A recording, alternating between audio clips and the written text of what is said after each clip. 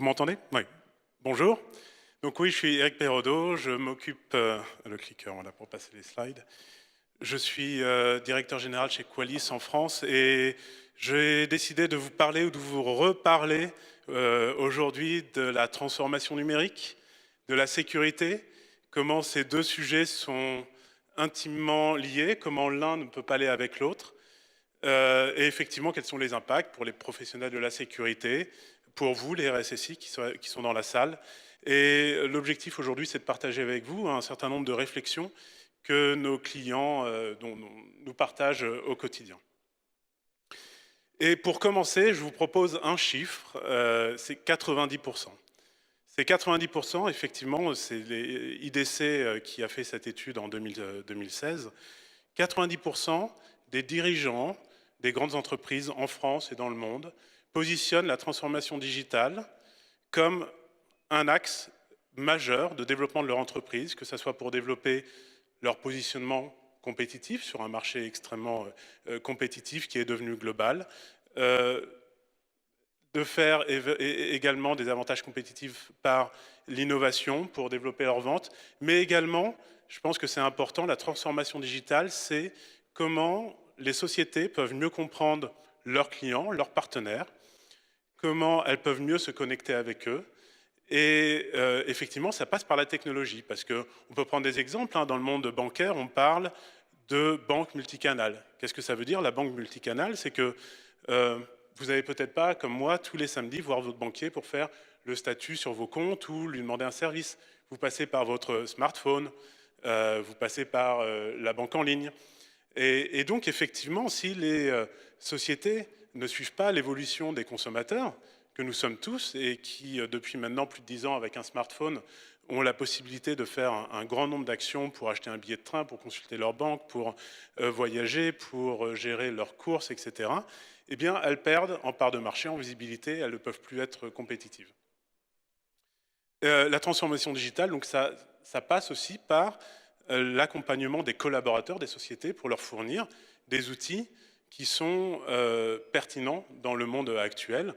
Un retour d'expérience qu'on a eu, par exemple, c'était une banque qui s'était fait effectivement, je veux dire, accrocher entre guillemets sur Twitter sur la sécurité de leur banque en ligne, à l'époque où nous parlions de Heartbleed et des problèmes liés au certificat SSL. Et un consommateur, un utilisateur sur Twitter a été effectivement, il y a un impact très important en disant que, attention, banque XYZ, votre banque en ligne n'est pas sécurisée, c'est remonté très haut dans la hiérarchie. Et là, c'est, si vous voulez, une façon très concrète de mesurer quel est l'impact de la transformation digitale et également en termes de sécurité, bien sûr. Donc la sécurité, parlons-en. Ou plutôt, je vous propose de laisser parler Monsieur Brian Ward, RSSI, chez Mercedes-Benz, qui a dit très récemment, très brillamment, la synthèse, si vous voulez, de la sécurité et de la transformation digitale. Dans un futur proche, donc la voiture qui sera la plus vendue sera la voiture la plus sécurisée. Donc dans cette affirmation, on a trois aspects. D'abord, un aspect temps, dans un futur proche. Effectivement, je pense que c'est le propre de l'homme, il y a plusieurs études qui le montrent, ça accélère, la technologie accélère, or l'humain n'est pas aujourd'hui, a du mal à voir ces accélérations. Si vous voulez faire un exercice très bête, très simple, je ne vous demanderai pas de me donner la réponse maintenant, puisque de toute façon je ne vois pas dans l'assemblée, vous ne pouvez pas lever vos mains, mais faites un exemple en quelques secondes. Multipliez 1 fois 2 fois 3 fois 4 fois 5 fois 6 fois 7 fois 8, effectivement c'est 8 factoriel. Si vous arrivez autour des 40 000, vous avez effectivement une bonne vision d'une croissance exponentielle. Je suis prêt à prendre le pari que vous n'avez peut-être pas osé d'aller jusqu'à 40 000. Donc il y a effectivement un phénomène de temps. Ça s'accélère, l'humain ne le voit pas. Or, le marché, la situation globale fait que c'est la réalité. Prenez le cas de Uber, pour citer un exemple. On en parle beaucoup, Uber. Uber, en quelques années, le CEO est venu à Paris, il s'est rendu compte qu'on pouvait peut-être rendre un meilleur service pour transporter les gens que ce qui existe actuellement. Et en quelques années, ils ont créé une société valorisée à plusieurs milliards qui a complètement chamboulé l'industrie du taxi, si vous voulez. Et on l'a répété, ça s'est répété dans de nombreuses industries, mais l'accès à la technologie permet de disrupter des technologies, des industries, excusez-moi. Or, Uber est soi-même peut-être en passe d'être remplacé par un autre acteur. Alors, c'est la deuxième question de cet après-midi. Je ne sais pas si vous connaissez quel est cet autre acteur, mais je vais vous donner la réponse. C'est Amazon. Amazon qui est en train d'aujourd'hui d'aller vers de la livraison le même jour. Vous commandez et ça arrive ce soir chez vous dans votre boîte aux lettres, est en train de faire l'acquisition de nombreuses sociétés de transport. Et lorsqu'elles reviennent à vide, eh ben, en fait, ils ont déjà l'infrastructure pour pouvoir éventuellement considérer que un passager n'est qu'un autre colis, entre guillemets, qui peuvent déplacer d'un point A à un point B. Et ça vous montre effectivement que ça accélère et que c'est une histoire de remplacer avant d'être remplacé. Et c'est ça la transformation digitale. Donc la composante temps, dans un futur proche. La voiture la plus vendue. Donc là, effectivement, Mercedes-Benz, constructeur automobile, il parle de voiture. Mais transposer cela dans votre activité, de votre organisation, de votre société, ça peut être le contrat d'assurance le plus souscrit, le supermarché le plus fréquenté. On a parlé des taxis, effectivement, le transport, la société de transport de personnes la plus utilisée. Vous verrez que dans tous les secteurs, il y a effectivement cette composante digitale qui s'invite pour mieux servir ses clients. Et donc, cette voiture la plus vendue sera la voiture la plus sécurisée. Donc, sécurisée, bien sûr, au sens d'une voiture, on pense à la sécurité des personnes transportées, qui est la sécurité principale. Notamment dans le cadre d'une voiture autonome, qui sait discuter avec son infrastructure, avec les autres voitures, pour prendre les meilleures décisions, pour pouvoir s'arrêter, freiner, tourner, accélérer s'il le faut, et préserver la sécurité de ses passagers. Donc, on commence déjà à voir qu'il y a une composante technologique très importante. On parle des IoT dans ce cadre-là, les objets connectés, la voiture connectée à la route, la voiture connectée aux infrastructures, aux autres voitures. Mais de façon même encore peut-être plus proche de notre activité ou de votre activité au quotidien, cette voiture se pilote avec des algorithmes qui sont le fruit de recherches et surtout de collecte de données de façon massive pour pouvoir comprendre le comportement des utilisateurs, de vous comprendre les différentes, je ne sais pas, situations climatiques. Et tout cela est traité dans des... Alors là, on utilise beaucoup de buzzwords, hein, des data lakes, du big data, dans du cloud, avec des IoT. Tout ça sont des notions qui font en fait partie de cette transformation digitale et qui nous devons en prendre en compte et que nous devons sécuriser, puisqu'effectivement, dans le cadre de cette transformation digitale, la donnée qui permet d'animer, qui sont les vecteurs de croissance, sont l'information précieuse à sécuriser. Et c'est donc sur l'infrastructure de l'IT. Donc la donnée devient effectivement une forme de nouvel étalon or. C'est comme ça que l'on va très prochainement, et c'est comme ça que de nombreuses sociétés sont déjà valorisées. Et donc, pour sécuriser ces données, dans un premier temps, il y a trois phases majeures, trois leviers importants à prendre en compte. On a parlé des nouvelles technologies. Les nouvelles technologies, c'est fascinant, hein. Vous parlez du cloud. Effectivement, le cloud, ça permet de connecter des utilisateurs à des applications très facilement. Ça permet de rationaliser un certain nombre d'investissements dans l'informatique, avec la virtualisation, avec le fait d'avoir des infrastructures élastiques sur lesquelles on va payer les ressources à la minute. Et lorsqu'on n'en a plus besoin, on peut les recycler pour les redonner à quelqu'un d'autre. Donc on rationalise beaucoup ces investissements. Mais effectivement, ça élargit considérablement la surface d'attaque. La surface d'exposition, je devrais dire, et ça crée un certain nombre de challenges pour pouvoir savoir ce qui se passe et pour pouvoir bien sûr proposer des solutions pour la sécuriser. Une autre force majeure, importante, c'est important d'en parler au FIC aujourd'hui, les cyberattaquants. Les cyberattaquants aujourd'hui sont des organisations armées, financées, qui ont bien compris que les données c'était on pouvait les monétiser, c'était une façon bien sûr de gagner leur vie. Et on parle vraiment d'organisations de type terroriste. Il y a plusieurs études qui sont disponibles publiquement. Il y en a une récemment qui montre qu'un investissement initial pour un attaquant pour aller voler des secrets industriels était de l'ordre de 30 millions. Donc il y a vraiment une logique économique derrière.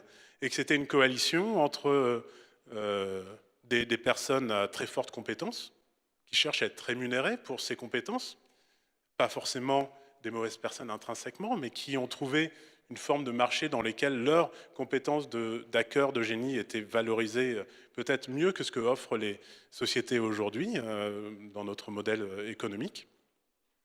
Des personnes qui ont l'infrastructure, les technologies, les compétences et également les moyens, parce que derrière, ça peut financer des actes de guerre, etc. Et que les données volées sont des données monétisables. Quand on parle bien sûr excusez-moi, je perds le fil de mes pensées, mais de propriété intellectuelle sont des choses qui sont valorisées à plusieurs millions de dollars.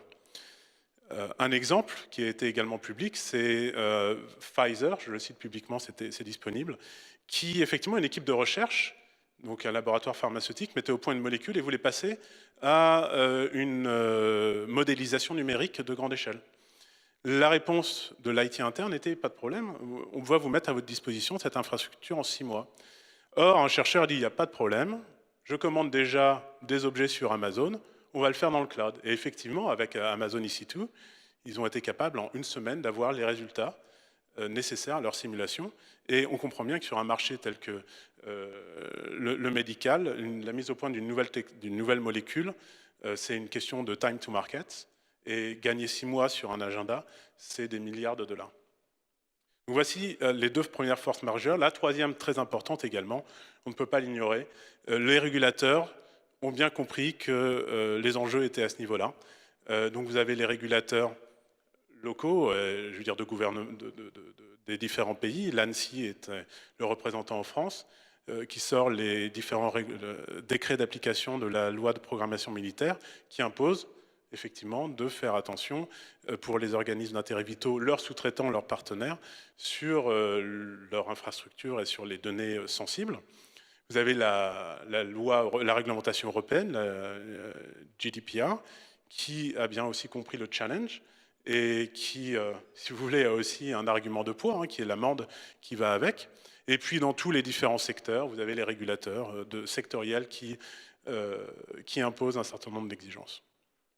Ça sont les pressions qui sont la conséquence, si vous voulez, de la numérisation de la société. Et les 3 questions auxquelles les professionnels de la sécurité doivent pouvoir répondre et également véhiculer dans leur organisation, c'est, dans un premier temps, est-ce que je suis une cible?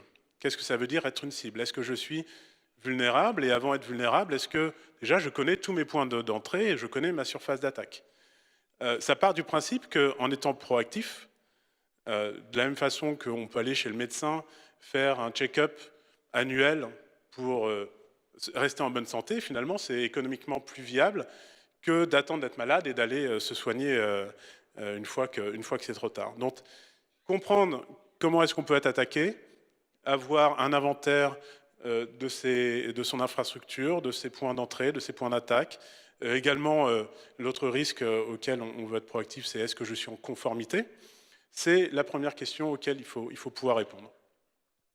La deuxième question importante, c'est effectivement, il n'y a pas de 100% de sécurité, c'est aussi d'être capable de détecter au plus tôt, est-ce que j'ai été attaqué, est-ce que je suis en cours d'être attaqué?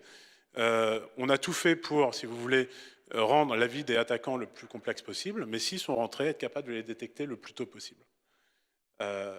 Les détecter le plus tôt possible afin d'agir, afin d'être en avance sur ce qui se passe. Et bien sûr, une fois qu'on a détecté l'attaque, une fois qu'on a pu la contraindre, c'est comment revenir à un état stable, la rémédiation. Et voilà les 3 éléments, si vous voulez, avec les 3 leviers qui sont importants dans le cadre de la transformation digitale, puisqu'encore une fois, les données transitent par tous ces environnements. Donc en termes de synthèse, les points essentiels qu'on peut retenir, c'est reconnaître qu'aujourd'hui, le fait que les nouvelles technologies sont partout, que c'est aussi au niveau, dans la tête de nos dirigeants, que les sociétés n'ont de choix que de se transformer ou finalement peut-être disparaître. C'est un premier point qu'il faut acter. Et que bien sûr, l'innovation est le facteur de croissance dans tous les secteurs de l'industrie. Donc les questions qu'il faut se poser, c'est comment est-ce que justement on sort d'une sécurité établie depuis des années pour pouvoir apporter des solutions cohérentes à ces nouvelles technologies, accompagner les métiers dans leur réflexion sur les risques, puisque c'est eux qui détiennent finalement cette responsabilité. Sortir peut-être d'un cadre très technique et dans le cadre aussi des nouvelles gouvernances que l'on voit qui se mettent en place sur les organisations, pouvoir accompagner, sortir de ce rôle très technique et plus aller sur de la recommandation. Et bien sûr, le dernier élément que l'on retient, c'est la proactivité aujourd'hui. C'est quelque chose d'impératif. Il faut comprendre ce qui se passe avant que quelqu'un d'autre le fasse à votre place, que ce soit un hacker ou même le régulateur qui vienne vous chercher pour vous dire « Attention, ça, c'était pas...